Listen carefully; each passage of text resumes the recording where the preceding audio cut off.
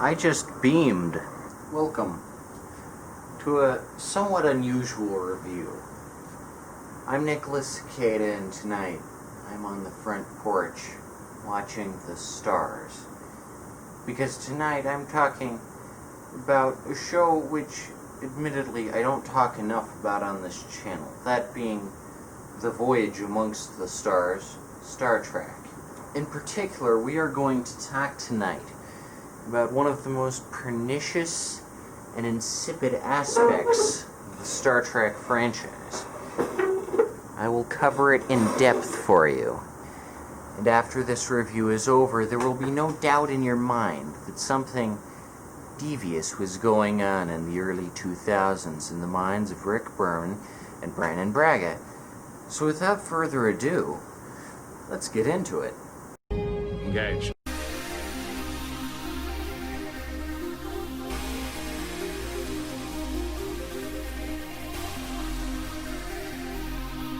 Now, one of my only gripes about the original series is that rather than simply airing The Cage first, which stands alone fine as an episode, they decided to rebroadcast it as this episode called The Menagerie, which is not very good.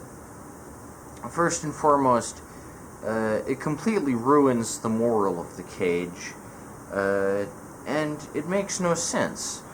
And the frame story is weak and put together like a pile of bricks. But nonetheless, the Menagerie is important as it involves the first instance of temporal consistency within the Star Trek universe, something which the Star Trek universe is noted for. And this happens when Jeffrey Hunter is brought back to play Captain Christopher Pike, as he should be. If someone besides Captain Christopher Pike was playing Captain Christopher Pike, I wouldn't care, because only Jeffrey Hunter is supposed to play Christopher Pike. In the same way that only William Shatner is supposed to play Captain Kirk. Consistency. It's what makes the Star Trek universe notable and distinctive from several other science fiction franchises, like, for instance, Star Wars. Well, I suppose Star Wars has its fair share of consistency. But not like Star Trek, because Star Wars are only movies. Star Trek has... each episode is like a little mini-movie with its own drama, its own deal going on. And this is important. Now, the question is, how does this consistency come into play? And the answer is surprising. Not that often. Star Trek The Next Generation, which I consider one of the best sequels of all time, managed to be a sequel as good or better than the original, which is something very difficult to achieve, because it didn't only rely on nostalgia for the original. It also tried to be its own thing, with new and interesting characters, new plots, new concepts. And, every so often, it'd have a return. Sarek's the same, Spock's still Leonard Nimoy, Scotty's still James Doohan, and that's a lot of fun. But also, Star Trek has its own cast and its own atmosphere, its own aesthetic, and you can understand that because it takes place 80 years after the original. It's modern, it's hip, it's Star Trek The Next Generation. And Captain Picard is just as epic as Captain Kirk. Everyone always asks, who's better? The answer is neither. They're both incredible and both very good. And the same goes for their respective crews and their respective ships, which both look epic. Okay, so after Star Trek Next Generation, we got Star Trek Deep Space Nine and Star Trek Voyager, both of which are fine and competent and good. And all their plots and concepts are for the most part original. And these three shows happening in the span of about 10 years, Next Generation, Deep Space Nine, Voyager, came together to form one of the most complex and interesting fictional universes of all time. A universe which all too often is put aside because someone will say, you can like Star Wars and not be a nerd. But if you like Star Trek, you're a nerd. So Star Trek just goes under the radar. And then George Lucas signs over to Disney, and Star Wars makes $100, while Star Trek fades into obscurity. Relative obscurity, not like Valerian obscurity. Anyway, so let's talk about Enterprise. Do you remember Enterprise? Do you care about Enterprise? You shouldn't. You shouldn't. Okay, why shouldn't you? Why shouldn't you care about Enterprise? I'm going to give you the reasons why Enterprise is hot gutter rubbish. I'm going to give you the reasons. Okay, reason number 1. The theme song. Okay, now you might not think this aspect is that important, but let me tell you something. A theme song is integral to a show's success. We got the original, nice, ambient, operatic, original series theme song with Kirk saying, "Space, the final frontier." It's epic. It's iconic. You see the Enterprise circling planets. You see the Enterprise doing Enterprise stuff. And it's perfect. That's all it needs to be.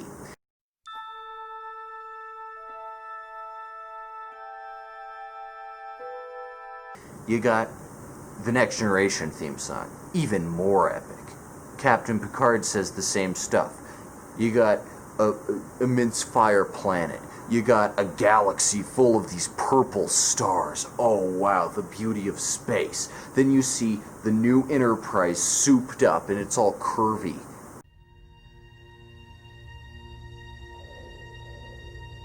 It's not analog like the old Enterprise. It's epic.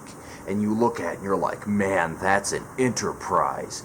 And then it zooms off at warp speed. And then, instead of the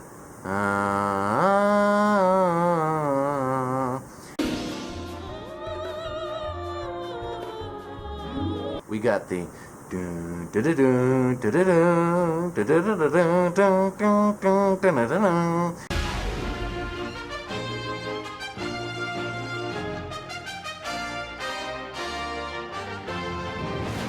It's so epic, and you think, wow, this is gonna be an epic space opera. I can't wait to get sucked into this space western. Oh man, I'm excited, I'm pumped. Okay, then we got the Deep Space Nine theme song. No voiceover, that's okay. Doesn't gotta be a voiceover. You know, we open on this shot, admittedly kind of CGI, kind of hokey, but not too much, you know. We got Deep Space Nine, it's out in the void, you know, it's out in the nether regions. And then at the end we see the wormhole, and we realize, oh, the wormhole plays into this somehow. It tells us everything we need to know without even hearing or seeing any characters. And, you know, it's like, how is it like? Well, I know it's good. It's like,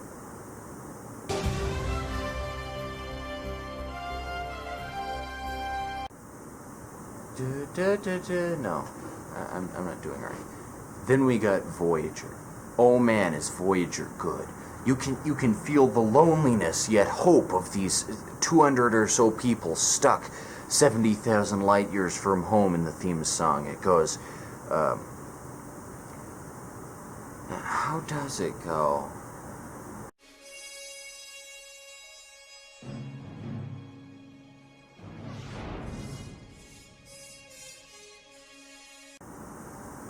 Again, the Deep Space Nine Voyager theme songs are kind of forgettable, but they communicate a message, and they're good and well composed, and the visuals that go along with them, like Voyager soaring through the sun, is like, wow. Captain Janeway's on a mission, and she's gonna do what it takes to get her crew back to Earth. You betcha.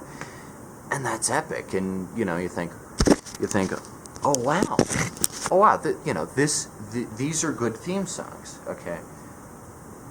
Oh yeah, Voyager's like, I can't do it for some reason. I know it.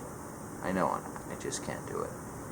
Anyway, so all those theme songs are good, and you think, wow, this franchise knows how to do a good theme song. Okay.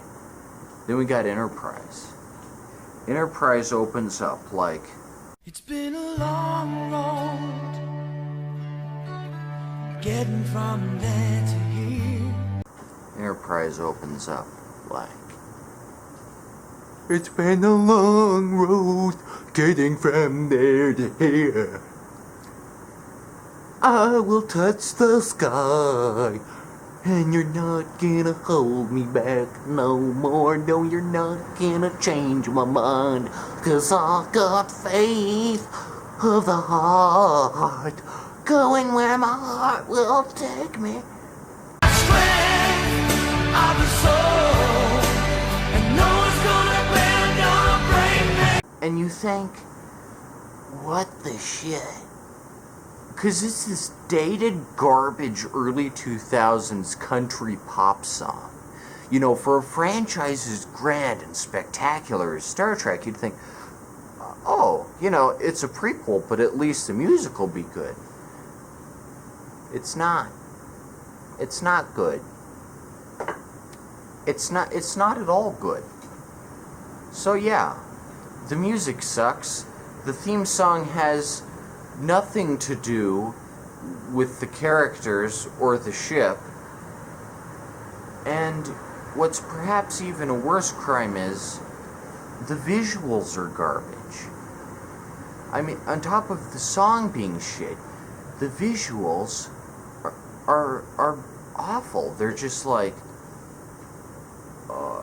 there's a plane called the Enterprise, and there's a space shuttle called the Enterprise, and then there's also a ship called the Enterprise, and then the International Space Station shapeshifts into the Enterprise as if they're like the same vessel. They perform entirely different purposes. If anything, the ISS would shapeshift into Deep Space Nine. It's so stupid and fake. Like, who gives you... Like, Enterprise is still set at least 100 years in the future, so why do I care about all this past stuff? It has nothing to do with the characters or anything they're doing, and it's stupid.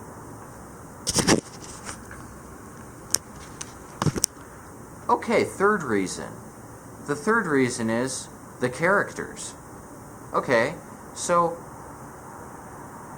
each series before Star Trek, Enterprise, what a misleading title, we'll get into that later.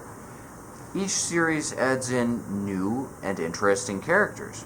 Star Trek, the original series, has mostly humans and one Vulcan, but that's okay because the humans are interesting and diverse and play off each other well. And the Vulcan is the best Vulcan. Then we got Next Generation. Next Generation explores Klingons more. Also, Ferengis are introduced, and Borgs. And you got the Romulans coming back, the Federation's most epic foe. We also got a blind guy with a cool visor that helps him see, and we got a Betazoid. We got an android. We got so much cool stuff. We got so much cool stuff added, so many cool new aspects to the Star Trek universe. And none of them feel like they're derivative or fake. They feel authentic and planned and interesting.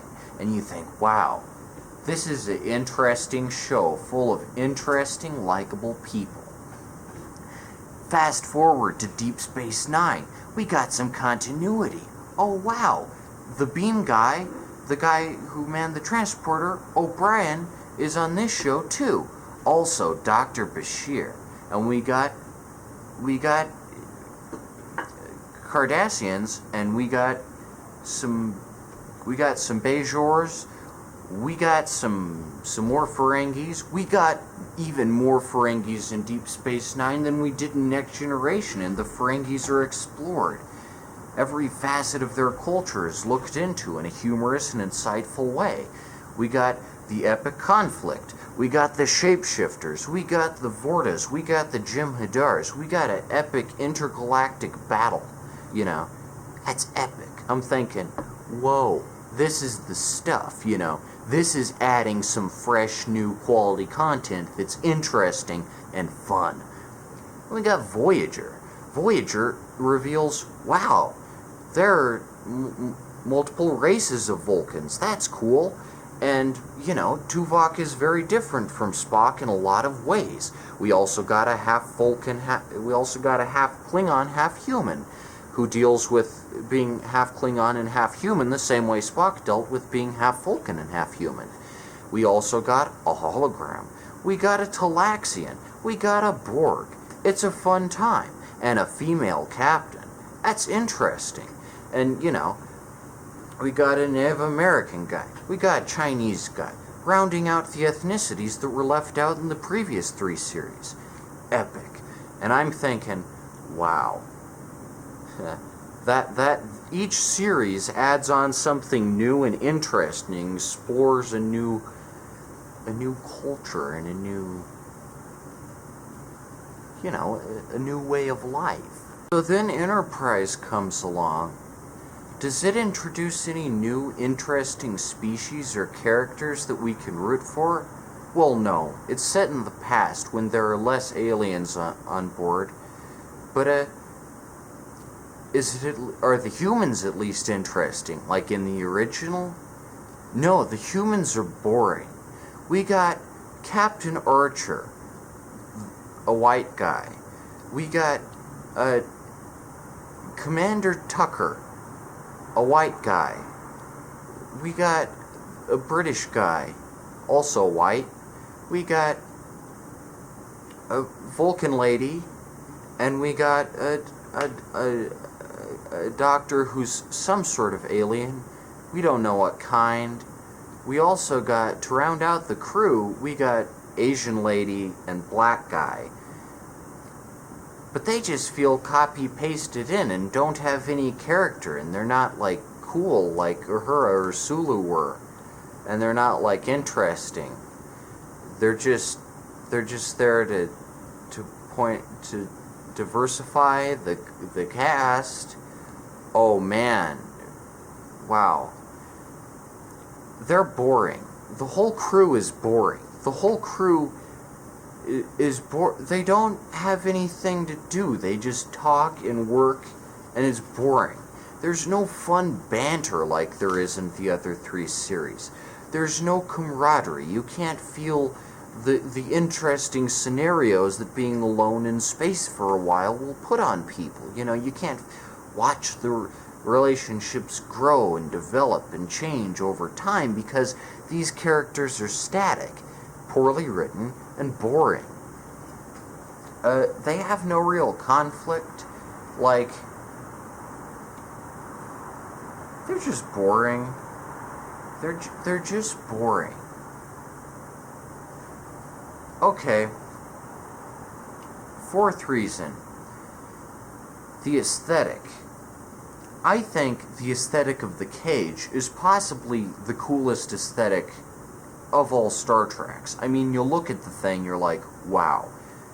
The Enterprise was cool before Kirk, you know, you got like wood panels. It looks old-fashioned. It looks really cool. You know, the view screen looks completely different. The bridge looks really different.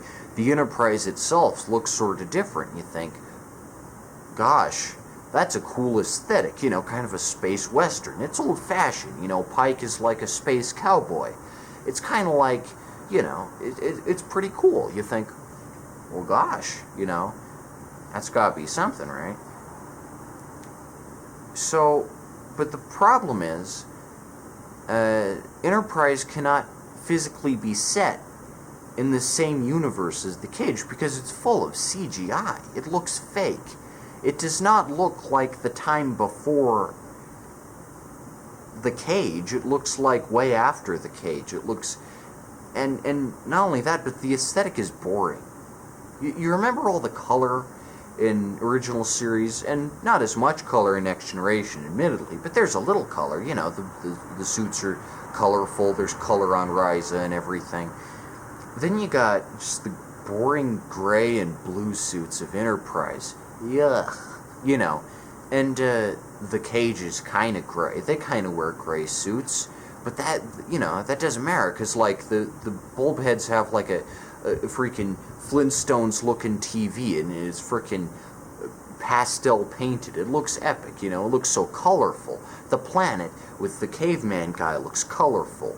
the countryside illusion looks colorful, and when Pike is being consumed by the flames of hell, you bet it's colorful. Enterprise looks like a gray slab of vomit. It's devoid of color. It's devoid of aesthetic. It has no aesthetic of its own. And I think probably what happened is whoever's buying this show, or, the costume designer or whatnot, they just look at the cage and they think, oh, I get it. Everything was boring. 100 years before Pike might have been boring. Not as much stuff was found. Does that mean it was boring? No. I mean, you'd find interesting stuff back then, but Enterprise doesn't use that to its advantage. Furthermore, a word here about CGI. When it's used in Deep Space Nine and Voyager and the later seasons of Next Generation, that's okay. It's used for things like exterior shots, where it's kind of necessary, unless you want to use a miniature, which is perfectly legit, and I do admire that more. But CGI is not used as a gimmick. CGI is used sparsely, and you still think, wow, they put a lot of effort into the makeup, or they put a lot of work into that prop, or they put a lot of work into that alien, and it's cool. And you think, the practical effects team, this is cool. You take an original series episode like Balance of Terror, the Romulans are shooting the Enterprise, it looks epic. You know why? Because they put real sparks on the bridge. They actually brought some frickin' pyrotechnics up in there, and when the Romulans hit, you can see real sparks, real smoke. It looks like this is a starship under attack. Then you got these garbage-looking slow-motion CGI sparks on Enterprise. They look like trash. They look like garbage. They look fake and bad. Everything on Enterprise is CGI. I think to the point where it could technically be classified as a cartoon, because that's what it is. And not only that, it's a lazy cartoon. It's a cartoon that uses CGI so much, you can't imagine it taking place prior to the cage, because the cage, it doesn't have any CGI, because CGI didn't exist yet. Now, with Next Generation and Deep Space Nine and Voyager, you think, oh, this could be CGI. It's after original series. It's 80 years in the future. Sure, things can be a little more modern. They got instead of talking to a computer, they now have computer screens and more modern consoles and more this and more that. More modern stuff, and that's fine. There's nothing wrong with that. That's perfectly okay, because it's in the future. In the past, I assume it would be more primitive. There'd be less of that, and, the aesthetic is bad, is what I mean to say. Alright, number whatever. I've lost track at this point. Enterprise does not come up with its own concepts. It only steals concepts from other shows. What I mean by this is that Star Trek Enterprise just says, oh, remember how Picard is the first to have met the Borg? Psych. Captain Archer met them first. You thought Kirk met the Tribbles first? Psych.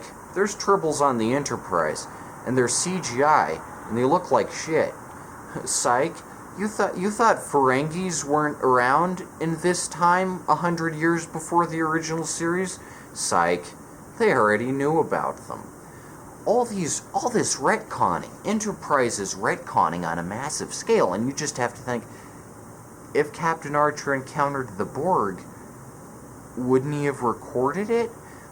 And then in the original series, which is set chronologically after Enterprise, Kirk would be like, there's Borgs in the log, because there would be, or just anything, In Journey to Babel, which introduces the Tellarites and the Andorrans, it's epic because the Andorrans' antennas are real. They look real, and they're cool, and you think, oh wow, it's blue antenna, man. That's cool. But in Enterprise, the antenna are just CGI, and they look horrible. They look fake and bad. And it's pathetic. Okay, so... But not only that, but you gotta consider the next reason. Does anything in Enterprise really matter? I don't think it does. Oh man, Noonien Soong's great-grandpa had a collection of little genetically tampered little misfits. They're edgy teens. It's Aaron Soong, or whatever his name is. It's his edgy teen squad. That's great. But what impact does that have on Data, or Lore, or Noonien Soong? I look at the Brothers episode, I think, wow, I can't believe that's Brent Spiner in all 3 roles. What a diverse actor.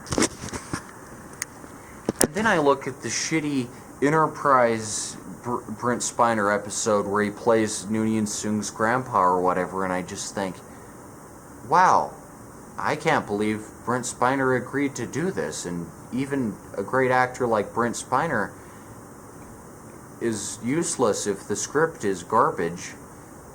So yeah, Enterprise does a lot of stuff like that. Now, the problem with any prequel is you can present new revelations that the audience might not have considered, but you've also got to adhere to strict limitations so that the universe we know and love comes to fruition. Does anything in Enterprise matter? No. They just screw around on adventures that steal concepts from the other shows but don't mean anything to the larger universe. And that's the thing, you know. Enterprise from the beginning was going to be a risky venture because it tried something that the other series said, no, let's create something new instead of just going back and making stuff up. You know, let's actually have respect for this universe and actually adhere to consistency. You know, I think that's important. So the real question is, okay, so let's go further into this. The aliens that Enterprise meets, like the Ferengis, which, you know, reasonably should not exist in this time period, and are just thrown in to say, oh, look, you thought the Ferengis weren't known about yet. They were, because Enterprise can't come up with its own aliens. The Ferengi... Okay, so in Deep Space Nine, for instance, you got 3 Ferengis. You got Quark, the classic greedy Ferengi, who is kind of, you know, miserly and stingy and mean. But not too mean. Not so mean that, like, you'll hate him. And you got Rom. He's the stupid type of Ferengi, the bumbling idiot who doesn't know how to do anything. And then you got Nog. And he has the most character development out of the 3. He starts out as this misogynistic, greedy Ferengi, and over time becomes this responsible, mature adult. It's fascinating to watch, and you think, wow, he really became mature. Good on Ferenginar.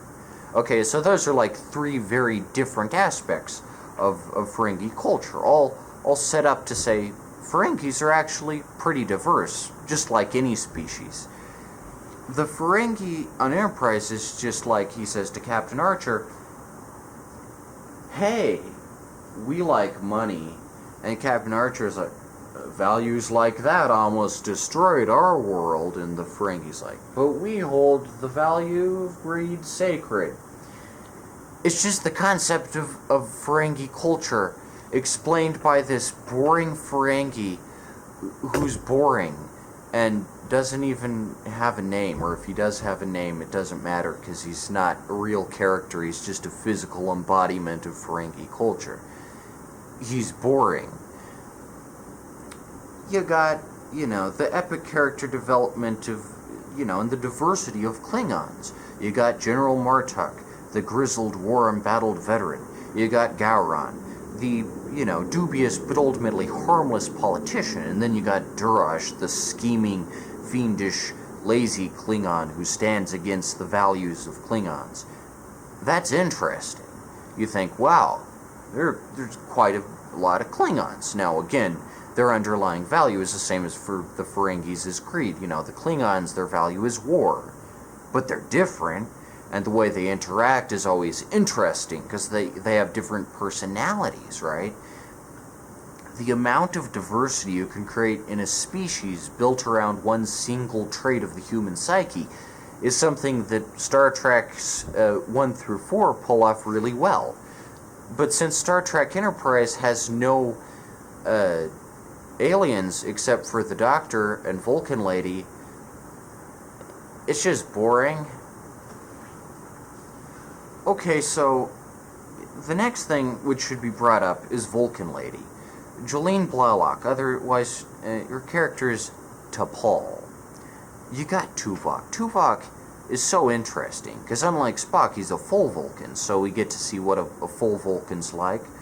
You know, that's interesting. And also, he's very Vulcanish. I believe, wow, that's a Vulcan. You know, he's got the pointy ears, he's got the eyebrows, he's got everything. He's a logical fella. That's cool. You know, after very little Vulcan hijinks in Deep Space Nine and Next Generation, we finally get another Vulcan on the cast, and it's epic. And you think, whoa, you know, that's cool. Tuvok is a good Vulcan. He's excellent. Okay, so then you got T'Pol. She's just a female Vulcan, and not only that, she doesn't even act like a Vulcan. She's just like 7 of 9. She's just, I think she thinks she's a Borg. She doesn't know the Vulcan mannerisms. You know, she looks kind of like a Vulcan. She kind of just looks like a human, and she doesn't talk like a Vulcan, doesn't act like... There are plenty of female Vulcans all throughout the previous 3 series that were competent, even though they were in bit roles. For instance, the Judge in the episode of Deep Space Nine where Worf is brought to court. That one, you know, that female Vulcan is excellent. You believe her. Oh, wow, you know, she's a Vulcan. Then you got just T'Pol. She's not a Vulcan. She sucks. I don't believe she's a Vulcan. She's stupid. And she's clearly just eye candy. Okay, you might be saying, isn't 7 of 9 just eye candy too? No, 7 of 9 has an incredible character arc. You think, wow, you know, she's an ex-Borg. She gets, you know, she has to get her implants removed, put back on. She has this constant identity crisis over, is she a Borg? Is she a human? That's interesting. She's a character. T'Pol isn't a character. She's just trying to sound like 7 of 9 and miserably fails, and it's pathetic to watch. T'Pol is dumb. Okay. Captain Archer. What were they thinking to get Scott Spatula from Quantum Leap to be a captain? Okay, now the problem with Captain Archer is he doesn't have any humility. You know what's necessary to make, like, a good captain? A little humility to make us realize, oh, they're not perfect, like when Picard has the mud fight with his brother. Or Kirk realizes that his brother is dead. Or Captain Sisko is like, my life is preordained.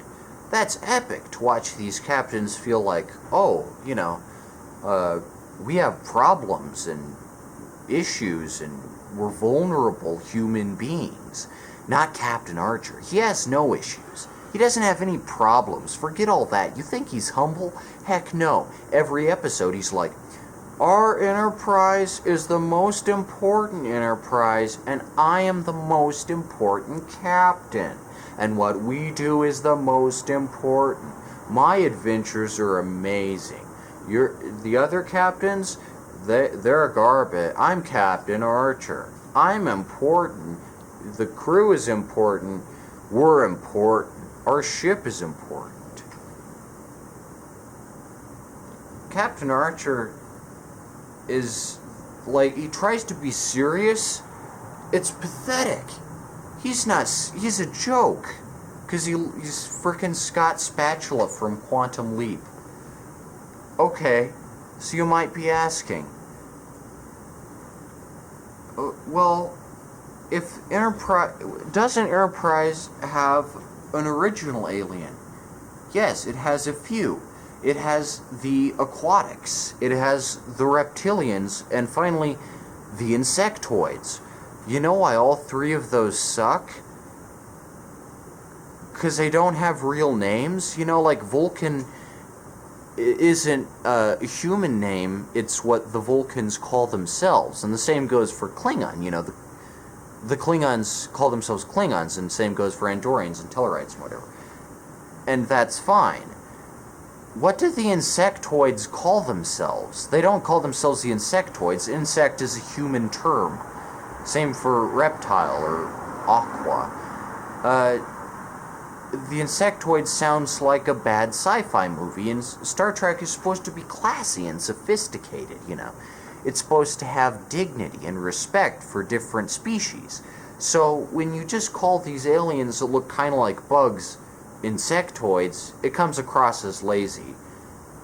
But I can't say I feel sorry for the insectoids, because they are just big, stupid CGI nightmares, and they look like trash. But then you might be saying, at least Enterprise has an original foe, an original villain, the Xindies. Okay, suppose they do have the Xindies. Here's a question for you. Why aren't the Xindi ever mentioned in Next Generation, or the original series, if they're so big and important in Federation history? Here's why. During Next Generation and original series, and even Voyager probably, they didn't exist. They did not exist in the universe.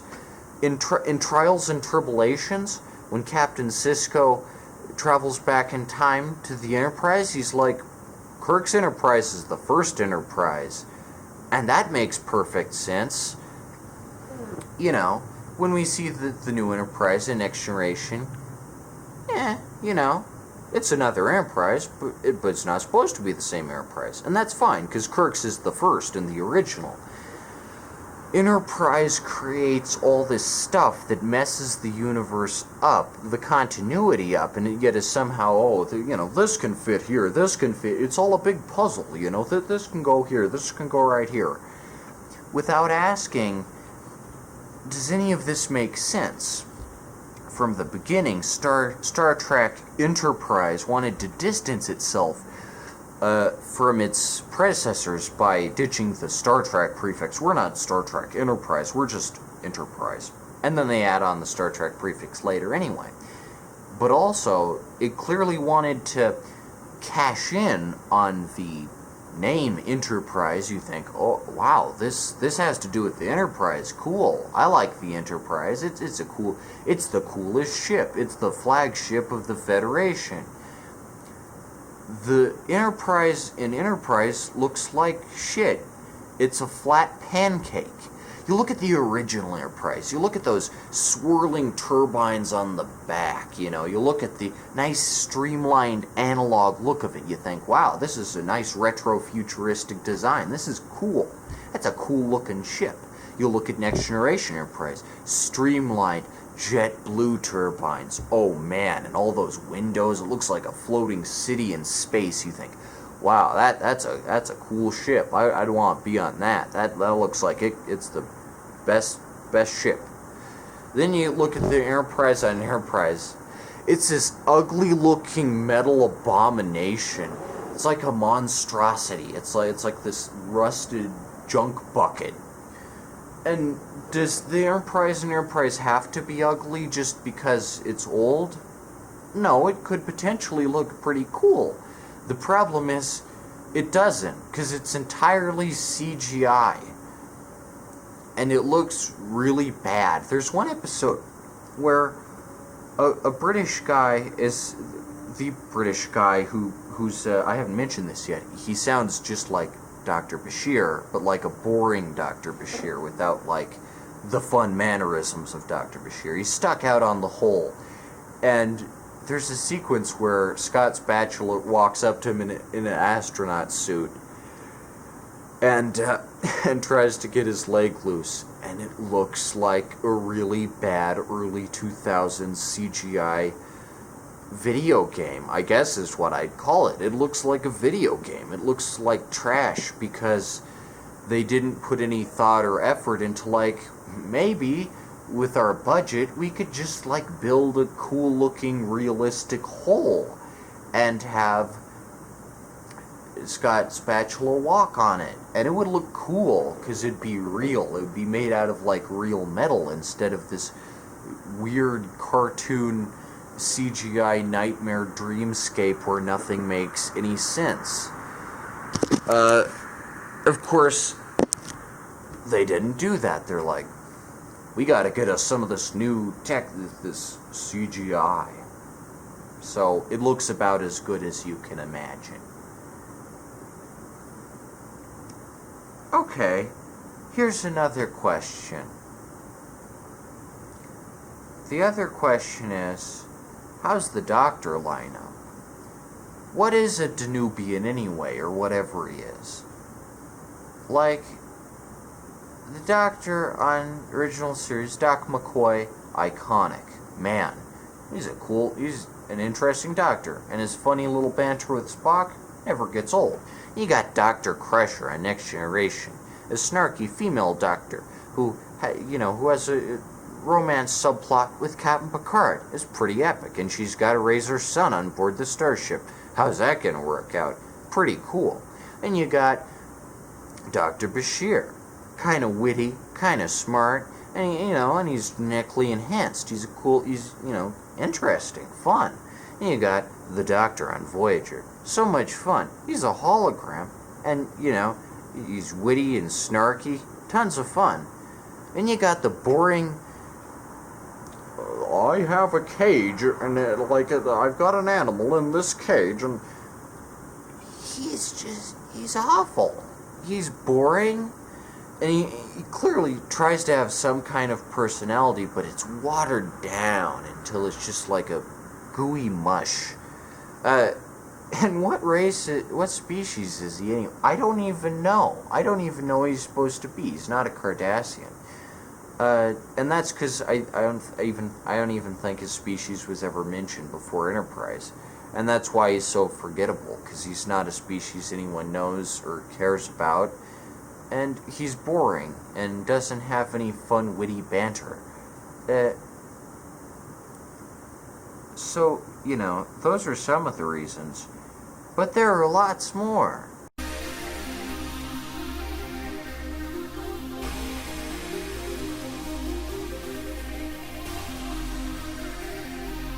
Okay.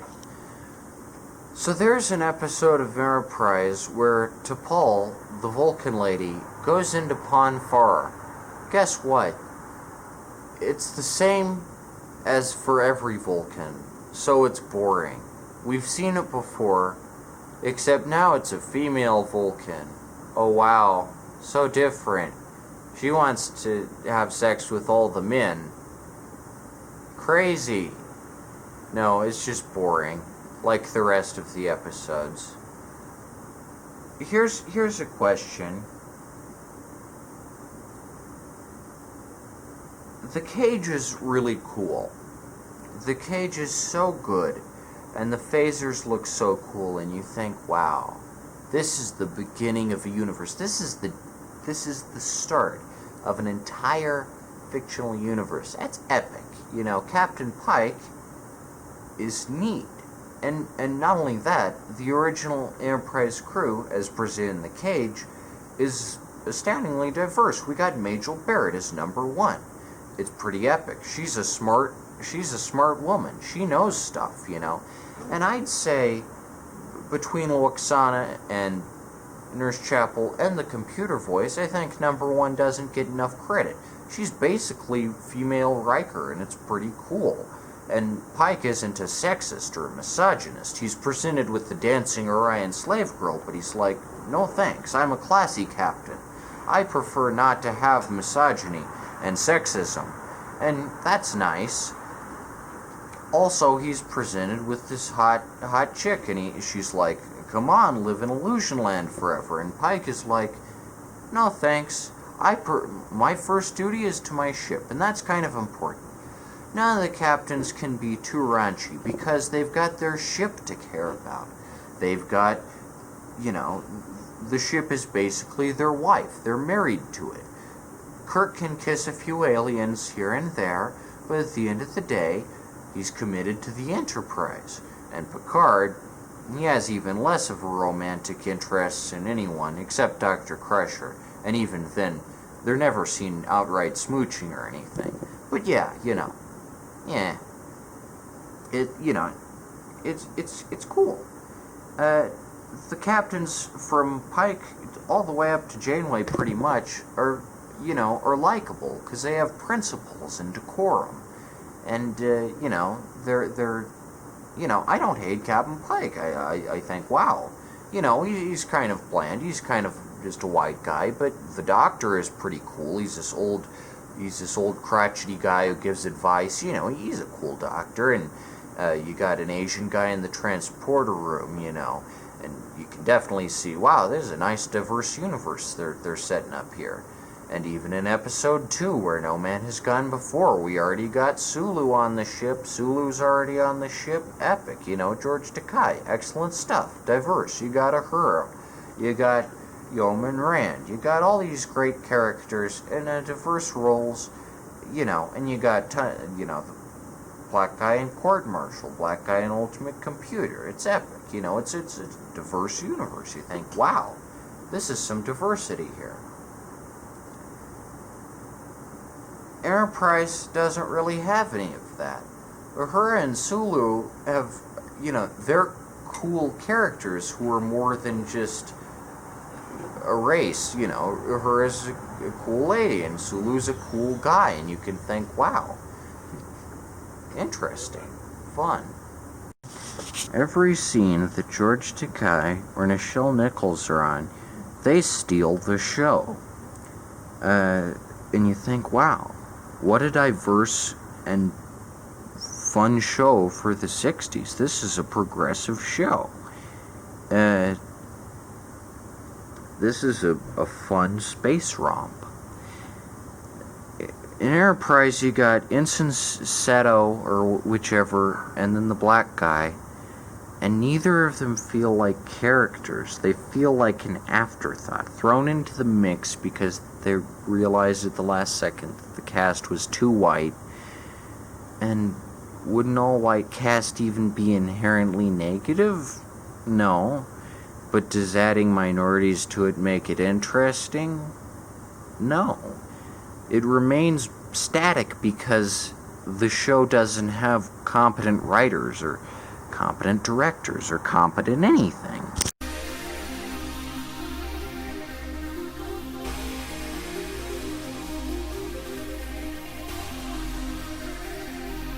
My final gripe with Star Trek Enterprise is that it is a missed opportunity. It is perhaps one of the biggest missed opportunities of all time. This is because, as a series which, from the beginning, ever since Jeffrey Hunter resumed his role as Captain Pike, a series which has been consumed and obsessed with maintaining continuity and having the same actors play different roles and having this interesting and fun timeline being founded around centuries of, stuff. So that, you think, well, they could do something really interesting with this. I look at something like Trials and Tribulations and I think, this is an episode with a serious commitment towards the original series. I see Sisko and Dax green screened into the original Enterprise, and I think, this is a show, this is an episode which not only looks amazing, and you think, how did they do this? How did they edit Odo and Worf into 80 years earlier and have Kirk talk to Sisko? And it looks so good. And not only that, but you say, this happened. This is how it happened. This is Kirk. This is Spock. This is how it happened. This is exactly what went on. Then you got Enterprise. It is perhaps the biggest missed opportunity ever. You have this immense world to play around with. It's at your disposal. And you could come up with so many interesting explanations. All Enterprise does is say, the Klingons had a disease which made their forehead ridges gone. Which, if you look on the Star Trek wiki, there were already explanations for that before Enterprise.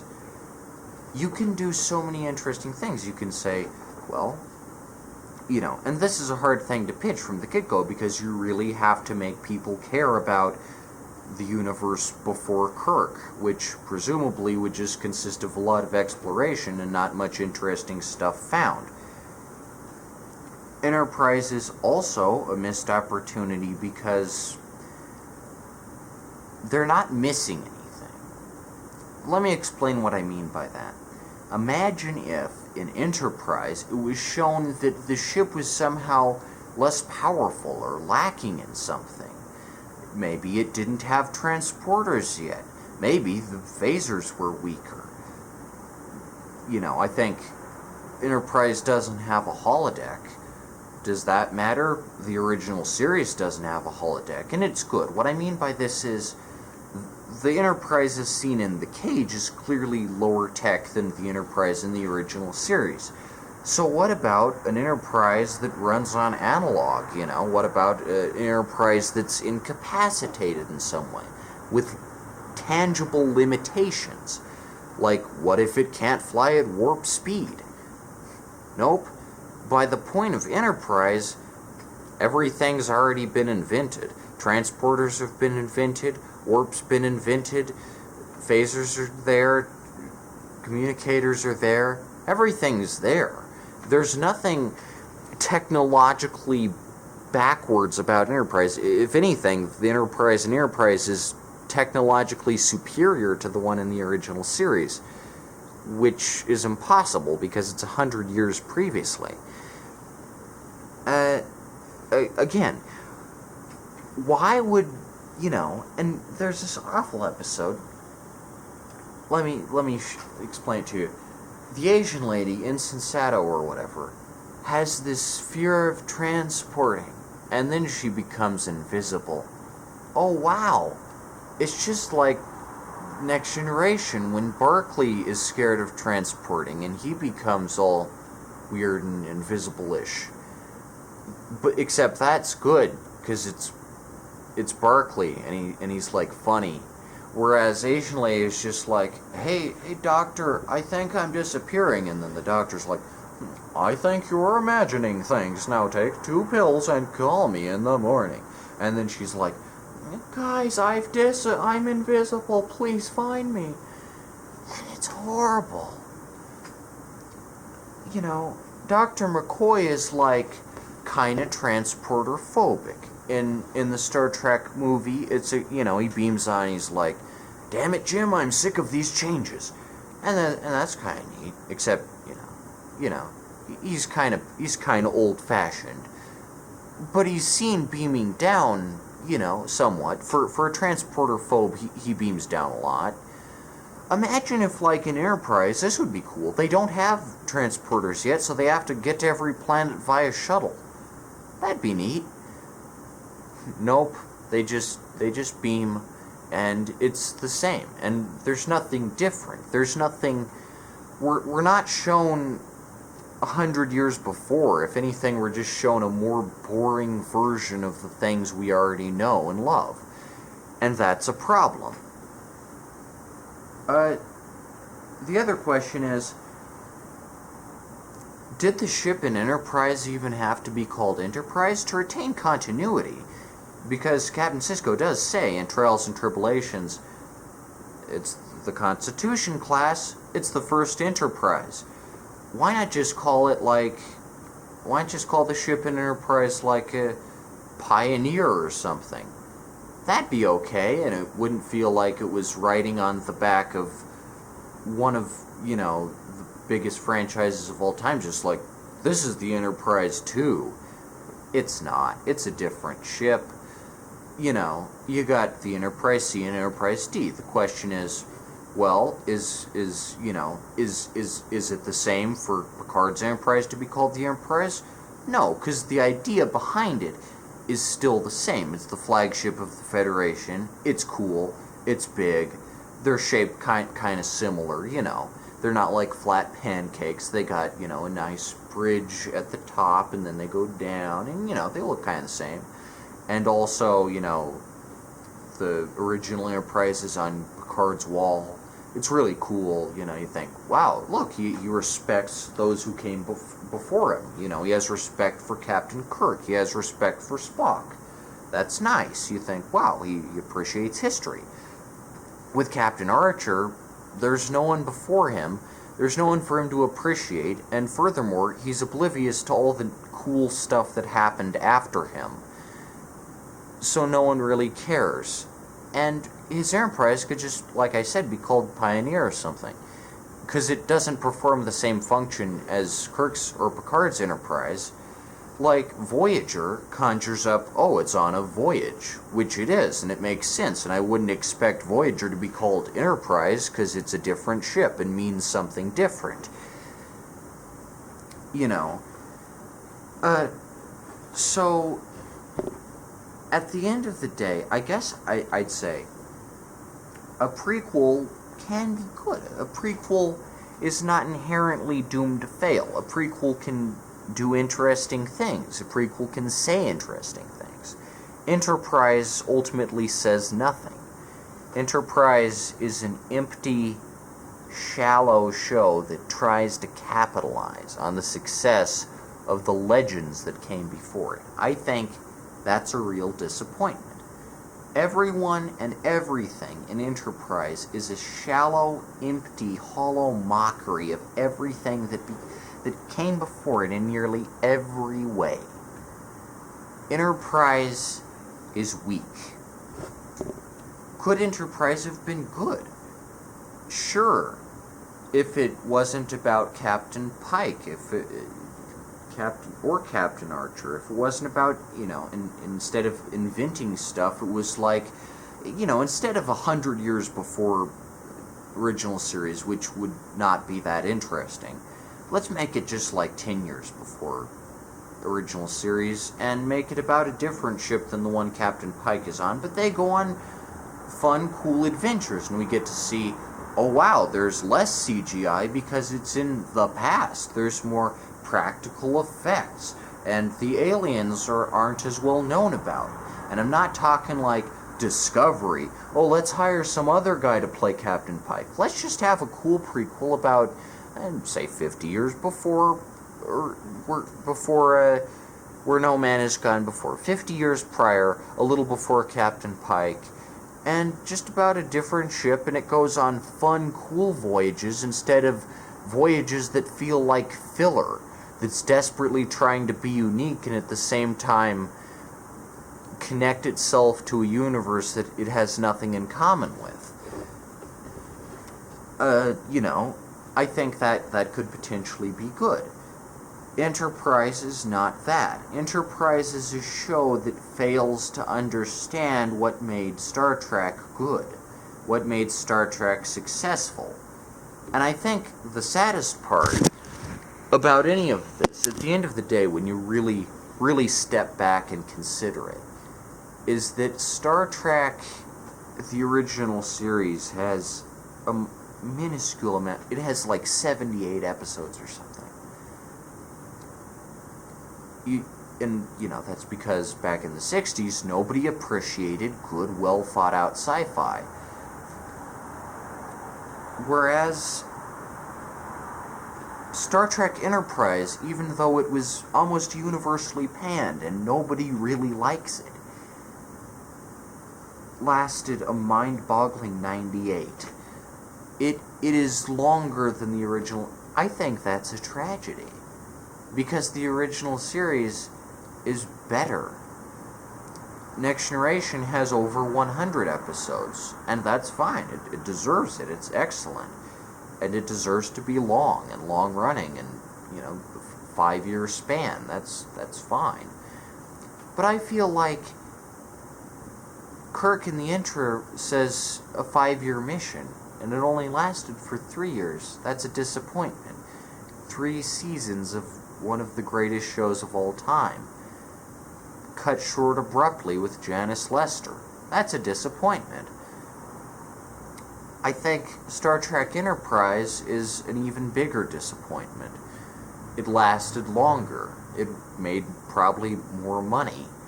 And it didn't deserve to, because it's garbage. And nobody even really liked it. But it managed to weasel its way in by affixing the name Star Trek to itself. It is a pathetic, empty husk. I'd like to finish by revisiting the comparison to Star Wars, and to point out that while everyone shits on the Star Wars prequels all day, the Star Wars prequels are at least coherent and connected to the universe they're set in, while Star Trek Enterprise is awful, and it is 1,000 times worse as a fan of Star Trek and Star Wars to see one set of prequels go universally panned, even though they're not that bad, and helmed by the same person who created them. Well, this other series, which I might even say is better because it deals with real-life struggles and is more of science fiction than science fantasy, is butchered by these ruthless TV execs who have no idea what they're doing, and goes stealthily under the radar because it's part of nerd culture and it's a subcultural thing, and let's not bring this to mainstream attention. Mainstream criticism doesn't apply to Star Trek, which is for nerds. Let me just point out to you how crooked that is. I think Enterprise deserves more hate. I think it deserves to be shat upon as much or more than the Star Wars prequels, because they came out at about the same time. And while the Star Wars prequels, fine, they're not the best movies ever, but they're made by George Lucas. Gene Roddenberry was dead by the point of Enterprise. It was a franchise which was destined to choke, and even now, while Star Wars is having this incredible return, Star Trek is having a hard time getting any footing as a prolonged franchise. Even everyone is saying Picard is bad. I don't know if Picard is bad. You know why? Picard has Patrick Stewart, and Marina Sirtis, and Jonathan Frakes, and Jerry Ryan. And while, as I said, Enterprise brought back Brent Spiner to play Noonien Soong's great-grandfather or whatever, that's different. That's a show with bad scripts. I don't know how bad the scripts of Picard could be. They can't possibly be as bad as J.J. Abrams' failed Star Trek ripoff.